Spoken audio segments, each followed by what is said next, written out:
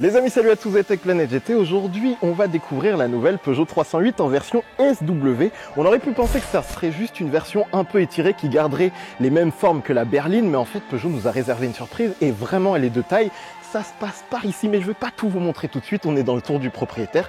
Installe-toi délicatement. On va regarder en détail cette nouvelle 308 SW. C'est parti.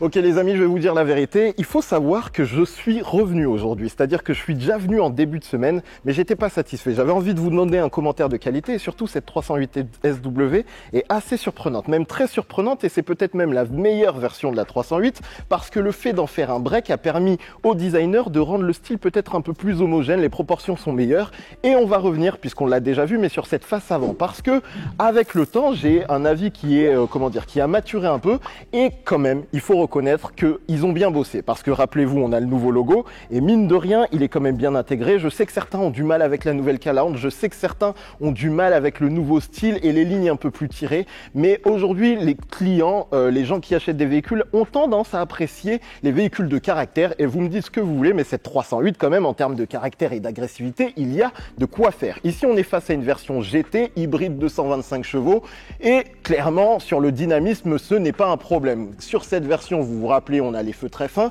Le petit détail que je peux trouver peut-être à revoir, c'est vraiment l'insertion de la LED dans cette zone assez noire en fonction des véhicules, en fonction des angles. C'est pas forcément le meilleur rendu qui soit. Et si on parle que de la version berline, le capot, le fait qu'il soit très long, crée parfois un certain déséquilibre. On va quand même le dire, cette nouvelle génération a de la gueule. Ici, nouveau coloris, c'est un bleu, je n'ai pas la définition précise, mais ça marche plutôt bien en intérieur. Je serais curieux de voir ce que ça donne en extérieur, mais pour le moment, on ne peut pas le faire. Évidemment, comme on est sur le break, il faut qu'on regarde le profil et surtout l'arrière.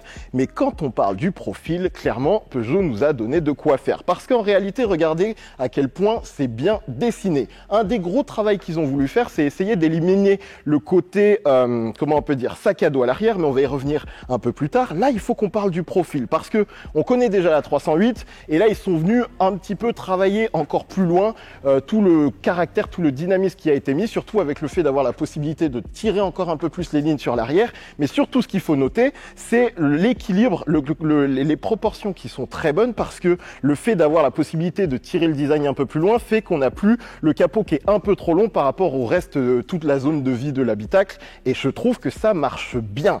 Vraiment, le travail de structure dans la carrosserie, moi, tous ces travails de creux, le fait d'être venu tailler dans la carrosserie, ça me plaît à mort. Ici, version GT, donc on a les jantes les plus grosses, ça doit être du 19 pouces. Je dois noter quand même, je ne sais pas si ça sort à l'image, que on a quand même encore un petit peu cet effet petit trou qui mériterait, avec tant de dynamisme dans le style du véhicule, d'avoir, limite on a envie d'avoir du 20 pouces et presque des jantes plus dessinées. Vous pouvez également noter que on a toujours ce petit bas de caisse qui ne va pas jusqu'à la roue arrière. Alors certains n'aimaient pas sur la berline. Honnêtement, après avoir pris un peu de recul, j'apprécie. Et même on peut voir qu'ils sont venus pincer légèrement la carrosserie jusqu'au bout de la porte. Ça leur permet en fait de venir amincir un petit peu l'arrière de la voiture et du coup lui donner du dynamisme.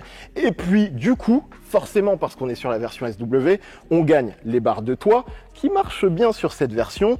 Et le truc qui est vraiment cool, Damien, est-ce que tu peux venir te décaler par ici? J'aimerais leur montrer à quel point on a un profil qui est très homogène et qui du coup fait que le capot ne paraît plus aussi long que ça. Vraiment, je trouve que en termes de dessin, c'est bien équilibré et sur cette version SW, ça fait du bien. Je ne sais pas ce que vous en pensez, mais vraiment, ça marche bien. Et surtout, ce qu'il faut se mettre en tête, c'est que là, on va aller vers l'arrière et c'est vraiment à l'arrière, forcément, parce qu'on gagne un coffre plus étendu, que ça devient intéressant. Le truc, c'est qu'à la base, on aurait pu penser qu'ils allaient nous faire comme la berline classique, juste étirer les lignes, garder les mêmes dessins et en fait, pas du tout.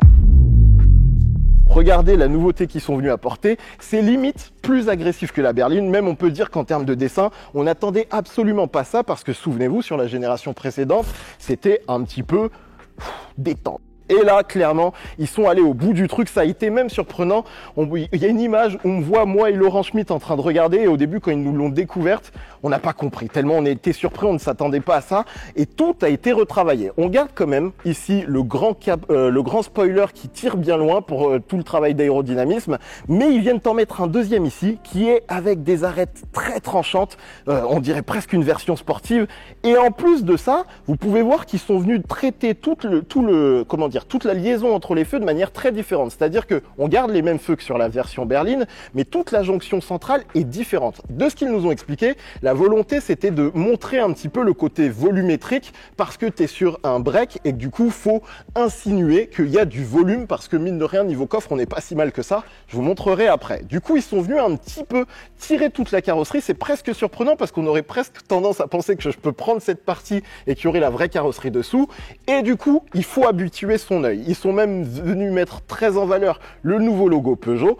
Et ça, c'est plutôt cool. Et en fait, je vais être honnête, au départ, j'ai eu du mal à comprendre. C'est pour ça que je suis revenu parce que il a fallu que je prenne un peu de recul pour me dire, en fait, mine de rien, c'est pas si mal que ça. Il y a quand même quelques questions qui se posent parce que c'est vrai que pour un client qui achète une berline, est-ce qu'il veut ce niveau de violence sur une 308 SW? Je ne sais pas. En tout cas, maintenant, je peux te le dire, en termes de style, ça marche plutôt bien. Et ils ne se sont pas arrêtés là. Il y a un truc qui est surprenant, c'est que si vous regardez, on pourrait presque croire qu'ils sont venus complètement découper la carrosserie pour justement contrer cet effet trop volumétrique. En fait, la difficulté, c'est que sur un break, très souvent, ce que tu essayes de faire, c'est éliminer l'effet sac à dos. Et ils ont vraiment travaillé dans ce sens. Donc, c'est pour ça qu'il y a cette grosse découpe qui, d'ailleurs, met aussi en valeur le style Peugeot. Mais ça leur permet aussi de faire en sorte qu'on n'ait pas trop cet effet gros porte-à-faux. Ils ont essayé de découper dans la matière pour faire en sorte qu'il y ait moins l'effet suspendu qu'on peut reprocher sur certains breaks.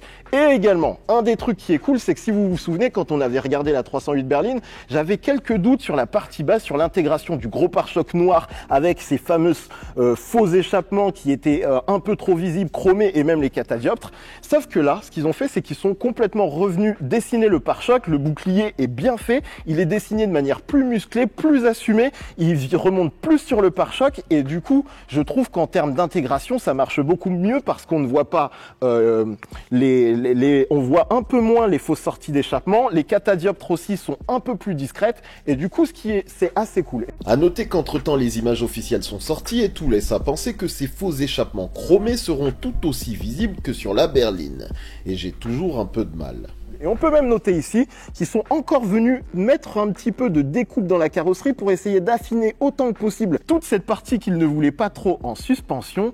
Et honnêtement, c'est trop bien. Toutes les lignes qu'ils sont venus apporter, Damien, approche-toi un peu, mais le travail de sculpture qui est fait est impressionnant et encore plus marqué que sur la berline. Tu as des lignes partout qui viennent mettre en valeur, structurer un peu le design. Et honnêtement, avec le temps, je commence vraiment à apprécier. Pour être honnête, j'ai un peu l'impression de voir la version sportive de la berline. C'est-à-dire que vous prenez l'arrière de la 308 SW, vous la mettez sur la berline, vous lui mettez deux gros pots d'échappement et on dirait qu'on est face à la version 308 PSE. Limite, faudrait faire des Photoshop pour essayer de se rendre compte parce que la violence du dessin pourrait laisser penser qu'on est face à une version PSE alors que non les amis, c'est juste une 308 SW version GT et je serais curieux. Et en fait, au final, ça va être la même chose sur une version classique avec un PureTech 130 chevaux, c'est-à-dire que tu auras ce dessin-là, peut-être et non, même théoriquement, tu vas garder le même pare-choc, c'est-à-dire que vraiment, Peugeot a décidé d'assumer pleinement le fait de mettre et d'offrir du dynamisme, même sur un véhicule qui se veut un petit peu orienté vers la famille ou des gens qui vont mettre une tonne de choses dans le coffre. La question qui se pose, c'est est-ce que ça vous plaît? C'est ça la question. Parce que plus le temps passe, plus moi je suis en train de me dire, ça marche quand même sacrément bien. Honnêtement, quand je l'ai découvert la première fois, j'étais un peu sceptique. Et oui, en fait, oui, clairement, il y a 2-3 angles, 2-3 endroits où ça marche pas forcément aussi bien parce que forcément le fait d'avoir travaillé à ce point-là la découpe dans la carrosserie fait que en fonction des angles, en fonction de comment la lumière vient tomber sur le style, il y a 2-3 moments de doute, mais globalement, je suis très pressé de voir des images dynamiques de ce véhicule parce que quand même, est-ce que j'en attendais autant de la part de Peugeot? C'est quand même assez cool que... En fait, ce qui est cool, c'est qu'ils ont réussi à faire limite une nouvelle voiture juste avec la déclinaison SW. Alors après, encore une fois, est-ce que ça vous plaît, ça ne vous plaît pas? Je ne sais pas. On va aller, nous, jeter un œil à l'intérieur. Vous pouvez déjà me dire dans les commentaires ce que vous en pensez et nous, on continue délicatement la vidéo. J'espère que ce petit tour du propriétaire vous plaît. N'hésitez pas à vous abonner, on se donne du mal.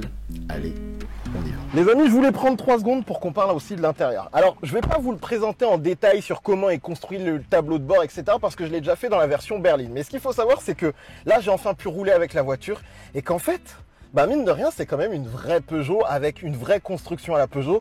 Et ce qui est cool sur cette nouvelle génération de 308, c'est qu'en fait, on gagne en modernité. Le tableau de bord est construit avec il fait plus haut de gamme. Et en plus, ce qui est cool, c'est qu'en termes de travail, en fait, ce qu'ils ont réussi à réaliser, c'est qu'on a beaucoup plus de confort. Le travail d'insonorisation dans l'habitacle est plus haut que la génération précédente. Et vraiment, quand on roule, ça se ressent. Vous devriez aller voir la vidéo où on roule avec les prototypes parce que c'est quand même une voiture qui est assez surprenante. Et en plus, c'est ce que je disais, par exemple, en comparaison avec une Audi ou même la nouvelle Seat Leon ou une Golf 8, je préfère clairement cet intérieur. C'est difficile à expliquer, mais c'est un intérieur dans lequel on se sent bien. Le travail de construction, je sais, certains ont du mal avec le petit volant, ils sont là, ça chipote. Mais ils sont venus vous apporter des rangements. Le seul petit défaut que j'ai trouvé sur cette nouvelle génération de 308, c'est le bloc central qui est quand même assez épais et qui du coup prend un peu de place sur votre espace de vie. C'est vraiment le seul petit défaut que j'ai pu trouver parce que pour le reste, Damien, rapproche-toi, on va parler 3 secondes du multimédia. C'est vrai que j'avais pas eu l'occasion de le faire. En fait, ce qui est cool avec le multimédia, c'est que il est complètement nouveau, donc ça va être tout l'aspect nouvelle technologie. Comme vous avez pu le voir, les transitions à chaque fois qu'on passe sur un autre menu sont peut-être un peu trop longues. J'ai l'impression que c'est plus un cache-misère que juste un effet de style qu'ils ont voulu vous mettre. On a la volonté de vous construire quelque chose qui soit fait comme un smartphone. Donc ici, vous avez un volet avec des raccourcis. Donc là, par exemple, je peux désactiver l'affichage 3D. Et également, ce que vous allez pouvoir faire, c'est avoir la possibilité de swiper. Donc je sors de mon volet de raccourcis. Et là, vous allez pouvoir swiper entre différents menus, à savoir qu'ils sont tous personnalisables. Donc ça veut dire que potentiellement, si vous voulez changer le raccourci qui est ici, vous restez appuyé et il va vous proposer de le changer. Mais clairement, on est sur quelque chose de neuf, on est sur quelque chose qui est plus novateur. Alors il faut vraiment prendre la main. L'autre question qu'on peut se poser, par exemple, c'est qu'est-ce qu'il faut penser de ces raccourcis en bas? Alors en soi, ils sont personnalisables, si je vous dis pas de bêtises, en effet. Et donc là, je pourrais aller chercher, par exemple, je peux lui dire de mettre la clim à la place. Hop. Est-ce que ça a marché? Et effectivement, vous pouvez voir que je me suis mis un raccourci dans la clim. Donc d'une certaine manière, c'est assez cool parce que justement, là où on a trop d'affichage, trop de menus, de sous-menus, vous allez pouvoir mettre ceux que vous préférez ici. Il faudrait limite qu'en fonction du moment de la journée, ils puissent se changer d'eux-mêmes. Mais clairement, Peugeot a essayé de vous offrir quelque chose d'intéressant. Alors vous retrouverez la même chose sur DS4 ou sur la nouvelle Opel Astra qui devra arriver. Mais il y a une volonté de vous en offrir plus. Et à l'intérieur de cette 308, je vous le dis, je me sens bien. Alors, j'ai complètement chaud, je suis désolé, je suis en sueur, mais parce qu'il fait extrêmement chaud. Mais allez voir l'essai du prototype et on continue cette petite découverte. Il faut qu'on aille jeter un œil au coffre. Évidemment les amis, ici on est sur le break, donc qu'est-ce qui nous intéresse? C'est le volume de coffre. Sur la version hybride que je vous ai présentée en termes de style, on perd 60 litres de coffre parce qu'on est sur une version hybride, les batteries sont à l'arrière. Mais là, j'ai pris pour vous une version thermique avec 608 litres de coffre. Les 608 litres ne sont pas là. Ce qui est cool sur cette nouvelle génération, c'est qu'ils vous ont apporté des petits éléments de modularité qui sont assez sympathiques. Alors évidemment, vous avez toujours le petit volet rabattable et aussi vous avez un coffre avec un double fond, donc vous allez pouvoir le poser en position basse. Vous allez également avoir ce niveau-là pour le ranger en biais si vous voulez cacher des choses dessous. Et également, ce qui est cool, c'est qu'ils sont venus, regardez, vous avez ces petits emplacements là que vous allez pouvoir enlever. J'enlève ça, on les met de côté. Et en fait, ce que je vais pouvoir faire, c'est venir chercher mon petit volet rabattable, le prendre et regardez délicatement ce qu'ils ont pensé à vous offrir. Vous venez le caler ici. Parce que nous, à chaque fois qu'on fait des essais, qu'on a besoin de se mettre dans le coffre pour X ou Y raison, on ne sait pas quoi faire de ce volet. Là, hop, il est caché, là c'est top, là c'est top. Et également un truc qui est sympa, c'est qu'ils vous ont mis des petits rangements ici qui sont accessibles du coup de l'arrière ou de l'avant pour mettre une trousse de secours, des outils, etc. Ensuite, sur cette nouvelle génération, on a une banquette arrière qui est en 40-20-40.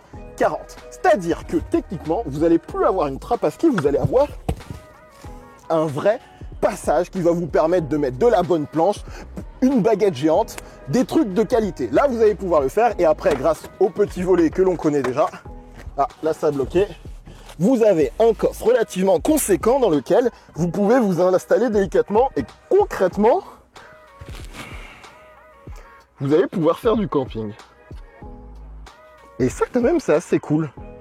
Et on peut aussi voir un truc qui est assez intéressant, c'est qu'ils ont gardé cette accessibilité bien importante, donc on peut voir que vraiment ils ont fait en sorte de vous mettre très peu de rebord pour que vous ayez un volume d'entrée très marqué. Ça, c'est quand même un très bon point. En termes de modularité, ils ont géré sur le coffre. Et oui, forcément, j'ai mis mon truc. Mais vous pouvez voir qu'ils ont pensé à vous en offrir. Et là, en termes de coffre, ça va quoi. Franchement, le coffre, bon point. Petit point sur l'habitabilité arrière, parce que forcément sur cette version SW on gagne 55 mm ou 5 cm et demi d'empattement, les roues ont légèrement reculé et la question c'est est-ce qu'on gagne un petit peu en habitabilité et regardez, déjà je rentre, on peut voir que la découpe est un petit peu étroite et en termes d'espace disponible, je vous avoue que je m'attendais à avoir quand même un petit peu plus de sensation d'espace parce que là j'ai réglé le siège avant pour moi et mes jambes passent parfaitement sous le siège, ça pas de souci. On a quand même un peu de zone de vie. J'ai quand même encore un peu d'espace aux genoux. En plus, le siège est découpé pour moi. Mais c'est vrai que je m'attendais à avoir une sensation un petit peu plus importante en termes de liberté parce que il y a quand même un peu de confinement alors qu'ici on est sur une version avec un toit blanc et c'est le petit point qui me surprend un petit peu. Pour vous dire, la découpe est tellement étroite que là tout à l'heure j'ai juste voulu rentrer ma tête pour voir un petit peu comment c'était et je suis venu me cogner ici tellement c'est bas. C'est-à-dire que vraiment la zone de découpe est pas très importante. Je m'attendais à avoir un peu plus d'espace de ce côté-là, mais on est au moins au niveau de la génération précédente. Donc si vous étiez satisfait, vous devriez vous y retrouver. Ça c'est technique à dire, moi je peux pas être sur tous les fronts. Mais regardez, vraiment, regardez ce corps de méchant là qui essaye de sortir la voiture. Vous pouvez voir que si vous êtes plutôt de type volumineux, il faudra bien se faufiler dans le petit découpe qui vous est offert. Ça, c'est le point important. Alors que comme je vous ai dit, à l'avant, j'ai vraiment réglé le siège pour moi.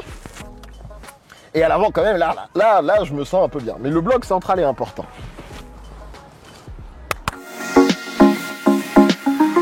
Côté motorisation, la nouvelle Peugeot 308 SW vous offrira le choix entre un moteur PureTech 110 ou 130 chevaux disponible en boîte manuelle 6 rapports ou boîte automatique à 8 rapports. Deux versions hybrides rechargeables de 225 et 180 chevaux seront également disponibles. Et pour les fans de diesel, seule une motorisation Blue HDI de 130 chevaux sera offerte avec au choix une boîte manuelle ou automatique.